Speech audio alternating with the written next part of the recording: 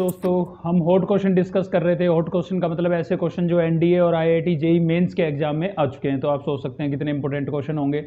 इससे पहले कि हम आगे वीडियो में चले, मैं आपको बता देता हूं कि हम सेट को कंप्लीट कर चुके हैं और उस पर भी प्रीवियस ईयर यानी कि हॉट क्वेश्चन देख चुके हैं। रिलेशन को कंप्लीट कर लिया हमने वन वीडियो के अंदर। अगर इससे पहले की वीडियो आपने नहीं देखी है, ठीक है, तो उनका लिंक आपको इस वीडियो के डिस्क्रिप्शन में मिलेगा, आप जरूर देखें।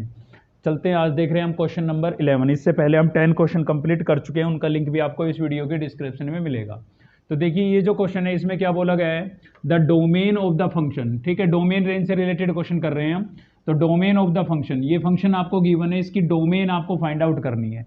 तो देखिए डोमेन के लिए आप दो बातें हमेशा याद रखिए। रैशनल फंक्शन अगर है आपके पास, अगर रैशनल फंक्शन है तो रैशनल जो फंक्शन है उसका डेनोमिनेटर जीरो नहीं होना चाहिए। ठीक है, denominator not equal to zero. और क्वेश्चन के अंदर अगर स्क्वायर रूट नजर आ रहा है आपको, तो इसके अंदर का जो फंक्शन है वो ऑलवेज कैसा होना चाहिए, पॉजिटिव। ठीक है, ये दो बातें तो बिल्कुल याद रखिए आप। बाकी फंक्शन की टाइप्स हमने आपको थ्योरी के अंदर कराई थी, फंक्शन की थ्योरी के अंदर।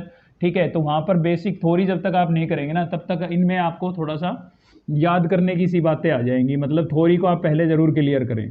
तो देखिए फंक्शन हमें गिवन है एफ एक्स इक्वल्स टू, हमें गिवन है 1 minus 4x² plus log of 10x³ minus x। तो सबसे पहले तो हम बात कर लेते हैं इसी फंक्शन की, केवल इतने की। ठीक है, ये एक रैशनल फंक्शन है और रैशनल फंक्शन है तो डेनोमिनेटर जीरो नहीं होना चाहिए, नॉट इक्वल टू जीरो होना चाहिए। क्यों? क्योंकि अगर डेनोमिनेटर जीरो हो गया तो फंक्शन नॉट डिफाइन हो जाएगा। ठीक है, तो ये एक तो जीरो नहीं होना चाहिए, मतलब 4 minus x² is not equals to zero. तो इसको हम थोड़ा अगर सोल्व करें तो हम लिखेंगे x² is not equals to 4।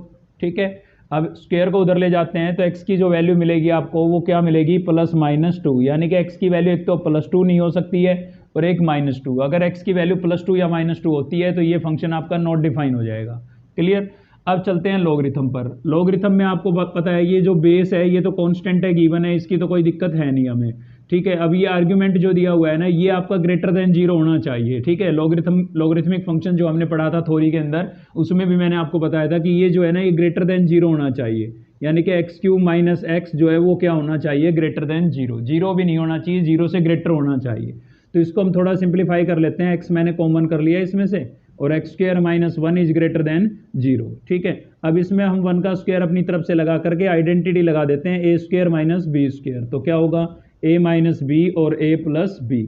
और जब भी इस टाइप की के फैक्टर्स बन जाए लीनियर फैक्टर, तो हम वेवी कर्व मेथड यूज करते हैं। ठीक है, उसमें आप याद रखेंगे कि वेरिएबल पहले होना चाहिए, मतलब वेरिएबल में से ही कांस्टेंट माइनस हो रहे हो या प्लस हो रहे हो, मतलब वेरिएबल पहले होना चाहिए, ये आपको ध्यान रखना है।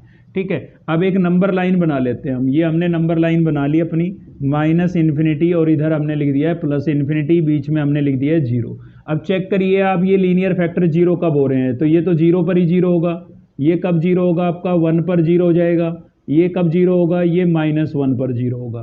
ठीक है, तो वो हम दिखा देते हैं, यहाँ पर हमने +1 दिखा दिया है और ये -1। मतलब यहाँ से इसकी जो जीरोज आई, 0, 1 और -1, वो हमने नंबर लाइन पर शो कर दी है। ठीक है, अब देखिए आपको हमेशा ग्रेटर देन का साइन है तो पॉजिटिव से शुरुआत करनी है। तो यहाँ आप लिखेंगे पॉजिटिव, फिर लिखेंगे नेगेटिव, फिर लिखेंगे पॉजिटिव, फिर नेगेटिव, ऐसे अल्टरनेट साइन लिखने हैं।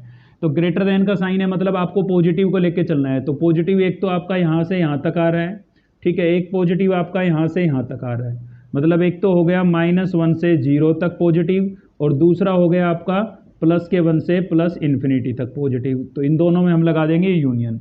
तो यहाँ से तो हमें डोमेन मिली है, लेकिन इसने बोला था कि x की वैल्यू +2 और -2 नहीं होनी चाहिए। तो इसमें आप देख सकते हैं -2 तो इंक्लूड है नहीं, तो -2 से तो हमें कोई परेशानी नहीं है, लेकिन प्लस का 2 इसके अंदर इंक्लूड हो रहा है। ठीक है, तो इस इंटरवल को हमें फर्दर ब्रेक करना पड़ेगा, किस पर, 2 पर, क्योंकि इसके अंदर 2 इंक्लूड हो रहा है, 2 होना नहीं चाहिए, क्योंकि 2 पर ये जो फंक्शन है आपका ये नॉट डिफाइन हो जाएगा। अगर x की वैल्यू आप 2 रखेंगे तो इनफाइनाइट बन जाएगा। तो इसका मतलब इस इंटरवल को हमें फर्दर डिवाइड करना पड़ेगा 2 पार्ट्स के अंदर, जिसमें 2 को हमें इंक्लूड नहीं करना है। ठीक है, तो इसको तो मैं एज इट इज लिख देता हूँ, -1 से 0 यूनियन, और इसको 1 से 2 ले लेता हूँ, 1 से 2 ओपन इंटरवल। ओपन इंटरवल का मतलब 2 इंक्लूडेड नहीं है, और 2 से इन्फिनिटी, 2 से इन्फिनिटी, और यहाँ क्या लगा देंगे, यूनियन। तो देख सकते हैं यहाँ भी ओपन इंटरवल है, यहाँ भी मतलब 2 इंक्लूडेड नहीं है, ना तो 2 इसमें इंक्लूड है ना 2 इसमें इंक्लूड है। ठीक है, अब ऑप्शन मैच करा लीजिए आप, कौन सा ऑप्शन मैच कर रहा है, -1 से 0 और 1 से 2, 2 से +∞। ठीक है, तो ऑप्शन सी जो है वो आपका इससे मैच कर रहा है, यानी कि option C is a correct answer. Video helpful लगी तो एक लाइक जरूर करें, साथ ही चैनल को सब्सक्राइब कर लीजिए अब तक नहीं किया है तो। ठीक है, मिलते हैं नेक्स्ट वीडियो।